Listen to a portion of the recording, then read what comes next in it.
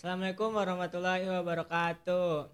Halo semuanya, selamat datang di podcast kelompok 1 Ngobrol Santai. Bersama saya Bayu Cahya Perkasa, bakal nemenin kalian selama podcast ini ngobrol santai tapi bermakna.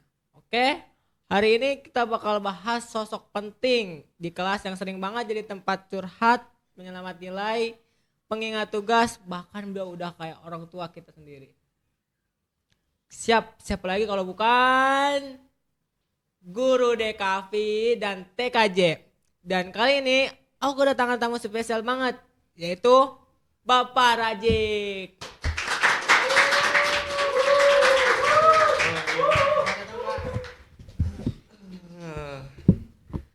Oke. Boleh Pak, perkenalkan diri dulu Bapak. Oke, perkenalkan nama saya Rajik Burhanuddin Fat Abdul Jalil.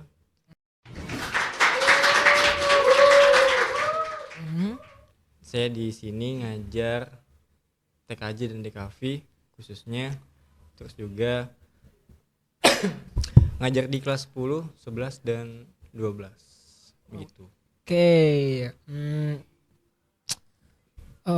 Sebelumnya apakah saya mau nanya nih, pertanyaan pertama. Apakah Bapak dulu ada cita-cita kah pas sekolah lulus mau jadi guru atau gimana Pak? Kalau dibilang cita-cita, sebenarnya cita-cita saya tuh jadi orang sukses ya pokoknya. Oh iya pasti. Karena semua orang itu kan pasti cita-citanya sukses. Pasti. Cuma saya entah nggak tahu pemikiran saya kayak gimana, tiba-tiba saya jadi guru aja gitu loh. Tapi habis lulus Bapak kuliah dulu atau? Apa nih, abis lulus Ya, SMA? habis lulus SMA Bapak Iya, kuliah dulu. jadi pas abis lulus SMA itu saya kuliah dulu. Di mana Pak kalau nggak tahu? Kuliahnya di salah satu universitas swasta di daerah Kota Tangerang. Gitu. Bapak di situ ngambil jurusan apa Pak? Kalau untuk jurusan saya ngambilnya sistem informasi. Itu berkaitan dengan teknologi dan IT lah. Sesuai kemampuan Bapak berarti di situ. Yes, gitu. Oke. Langsung pertanyaan pertama. Kita mau tanya dulu nih, kenapa Bapak pernah jadi wali kelas? Itu perasaannya kayak gimana Pak? Apakah Bapak capek, pusing, atau merasa gimana gitu punya anak-anak yang kayak gitu? Alasan jadi wali kelas ya? Iya betul. Atau gimana rasanya jadi wali kelas?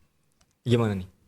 Gimana rasanya jadi wali kelas? Gimana rasanya jadi wali kelas? Ya. Kalau dibilang gimana rasanya jadi wali kelas, itu pasti ada pahit dan ada manisnya juga.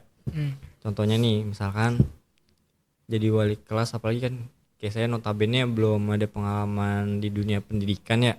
Terus juga belum ada notabene saya jadi wali kelas. Jadi pertama kali jadi wali kelas itu saya sedikit kaget aja gitu loh, dengan saya harus menyelesaikan masalah yang belum pernah saya selesaikan. Tuh, tapi itu jadi hal baik lah, jadi pelajaran buat saya ke depannya, kayak oh ternyata begini cara menyelesaikannya begitu. Terus juga yang gak enaknya ya misalkan gak sesuai dengan ekspektasi yang kita mau gitu. Kalau di kelas misalnya nih, saya pengen di kelas itu baik-baik aja, tapi ternyata di kelas gak sesuai dengan ekspektasi yang kita mau dong.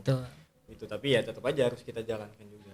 Terus juga enaknya jadi wali kelas itu ya kita bisa kenal sama orang tua, kita bisa kenal sama anak-anak juga, bisa rekaman, bisa tukar pikiran juga gitu. Begitu ya, berarti ada kebanyakan gak enaknya ya semenjak jadi wali kelas kayaknya. Sebenarnya Ya, susah pasti banget nanganin murid-murid yang bandel kayaknya. Iyalah, pokoknya ada hal enak gak enaknya juga gitu loh kalau jadi wali kelas. Gitu Bayu. Ngomong-ngomong nih Pak, sekarang kan udah gak menjabat jadi wali kelas lagi ya. Iya. Saya dengar-dengar juga Bapak udah jadian bagian dari Kaprodi DKP dan TKJ nih. Boleh ceritain tuh gimana rasanya jadi Kaprodi? Gak kangen kah jadi wali kelas lagi Pak? Nah, kalau untuk masalah itu saya juga kurang tahu sih ya, Bay. Ya. Karena awalnya saya ngira itu saya akan menjadi wali kelas lagi nih di kelas 11. Ya. Cuma tiba-tiba saya dapat amanah untuk apa ya, ibarat tuh naik posisi lagi lah ya, yang lebih tinggi lagi. Iya, betul. Begitu loh, naik posisi seketika saya dipercaya dan diamanatkan untuk menjadi kepala program studi TKJ dan DKV. Sebenarnya nanti akan dirembuk lagi sih, nanti akan ada kapor di TKJ sama DKV begitu. Jadi saya nggak megang dua-duanya gitu. Jadi kalau dari informasi sih saya megangnya itu yang TKJ, yang DKV itu nanti Pak Arif Siregar. Oke. Gitu. Tapi gimana sih pusingnya jadi kaprodi itu Pak? Saya kan belum tahu nih, baru tahu sekarang. Gak nyangka juga Bapak jadi kaprodi DKV dan TKJ. Saya kira bakal jadi kuliah kelas lagi dikembali nih kelas 11. Kalau untuk enaknya ya apa kenapa nih tadi? Iya seperti enaknya. Karena menurut saya itu apa ya, kalau untuk jadi kaprodi itu enaknya sebenarnya belum tahu sih saya enaknya apa itu belum tahu. Cuma enaknya itu kadang ya mulai di ruangannya kan beda sendiri. Ya, terus juga kenapa saya nggak jadi wali kelas lagi juga saya juga nggak tahu. Itu kan udah dari saya didapatkan amanat dari sekolah. Tiba-tiba saya dijadikan kaprodi dan tidak dijadikan wali kelas lagi, padahal saya pengen tuh jadi wali kelas malah, bukan karena jadi kaprok gitu. Karena pasti lebih mudah dari wali kelas daripada kapro. Ya itu betul. Tanggung jawabnya besar berarti kapro. Tanggung jawabnya juga lebih besar gitu.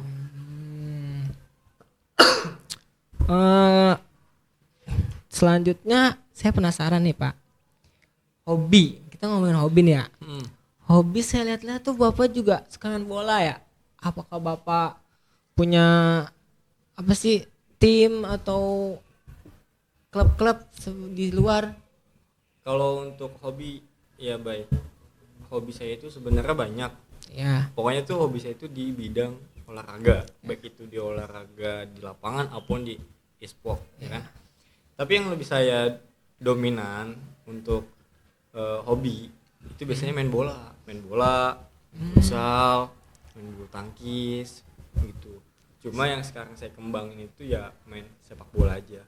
Soalnya saya lihat-lihat story Bapak, profil selalu semuanya tentang bola. Jadi kayak apa jangan-jangan dulu tuh emang pengen jadi atlet pas sekolah kah atau gimana Pak? Enggak, itu hanya sekedar hobi aja. Karena kan ya seperti yang kayak orang-orang bilang, football is my life.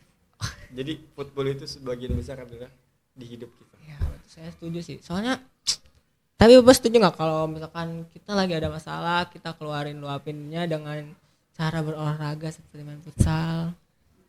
Ya salah satunya itu kenapa saya sering main bola, apalagi setiap minggu saya main bola, karena kadang kalau saya lagi pusing ataupun lagi capek di kerjaan, itu pasti akan saya limpahkan untuk menghilangkan semuanya itu main bola.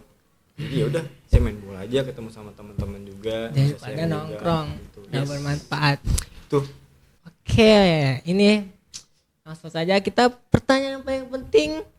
Kalau boleh nih kasih pesan ke kita sebagai murid yang paling ingin Bapak sampaikan deh, silakan boleh Pak.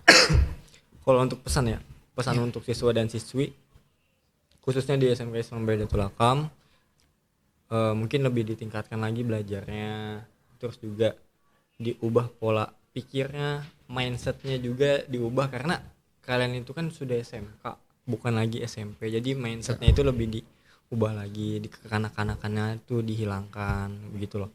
Terus juga etika dan kedisiplinannya, kerapihannya juga, karena nanti ketika kalian udah lulus di sekolahan itu pasti akan kepake pas kalian nanti kerja gitu. Oke, itu baik. Itu guys, dengerin ya. Makasih banget nih Pak. Semoga kita yang bisa jadi murid yang lebih baik. Sama-sama Bayu. Gak bikin Bapak pusing lagi nih. Amin. Ngajarinnya. Terakhir nih Pak, kasih kata-kata atau kalimat-kalimat mutiara yang menggambarkan murid-murid di sekolah kita Pak. Atau murid-murid DKP dan TKJ khususnya. Karena Bapak kan ngajar di DKP dan TKJ nih. Kata-kata aja ya. Iya, Kata-kata mungkin kalau dari saya,